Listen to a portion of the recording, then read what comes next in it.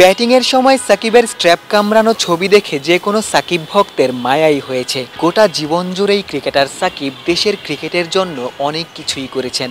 সেই সাকিব দেশের মাটিতেই নিজের শেষ টেস্ট খেলার আকুতি জানিয়েছিলেন। বিদায় ঘোষণার দিনে সেই আকুতির পক্ষে অবশ্য বিসিবি সভাপতি ফারুক আহমেদ কথাই বলেননি। বোর্ডের পক্ষ থেকে সাকিবের নিরাপত্তার দায়িত্বটাও নিতে চাননি, পুরোটাই ছেড়ে দিয়েছিলেন সরকারের ওপর।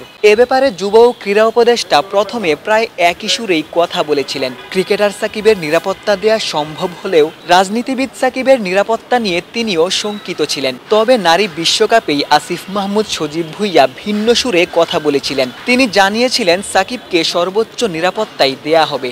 সোমবার বিসিবি সভাপতি ফারুক আহমেদও নিজের সুর পাল্টেছেন। দেশের মাটিতেই সাকিবের বিদায় নেয়ার সম্ভাবনা দেখছেন। সাকিবের সাথে আমার যোগাযোগ হয়েছে, সাকিবের খুব ভালো সম্ভাবনা আছে বাংলাদেশ থেকে রিটায়ার করার।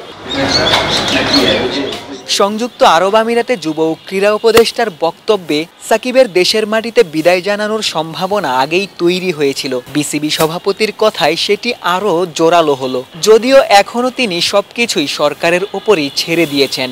আমার কথা হল সাকির ব্যাপারটা পুরোপুরি গভর্নমেন্ট লেভেল থেকে আসতে হবে। আপনি জানেন, আগেও বলেছি আইন শৃঙ্খলা বাহিনী আছে, তারপরে এখানে অ্যাডভাইজার আছেন, চিফ অ্যাডভাইজার আছেন, তারা কিন্তু ডিসিশন নিবে তার সামগ্রিক যেই ইয়েটা নেয়ার, মানে দায়িত্বটা নেয়ার, ওটা যখন আমরা পেয়েছি। আর আমাদের যতটুকু ক্ষমতা, যেমন স্টেডিয়ামের ভিতরে আপনার ও ইনডোরে যাবে, ও মাঠে খেলবে, ওই যে ওইখানে আরেকটা প্র্যাকটিস গ্রাউন্ড আছে, ওখানে যাবে, এই দায়িত্বটা তো আমার নেওয়া খুব সহজ।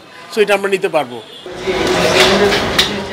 সবকিছু ঠিক থাকলে দক্ষিণ আফ্রিকা দল আগামী 16 অক্টোবর বাংলাদেশে আসবে। 21 অক্টোবর 2 ম্যাচের টেস্ট সিরিজের প্রথম ম্যাচটি শুরু হবে। সর্বোচ্চ নিরাপত্তা নিশ্চিত হলে সাকিব এর আগেই বাংলাদেশে আসবেন। দেশের মাটিতে নিজের শেষ টেস্ট খেলেই জার্সিটা তুলে রাখবেন। হাজারো সাকিব ভক্ত এমনটাই প্রত্যাশা করবেন। গোলাম সারোয়ার, ক্রিকেট 97।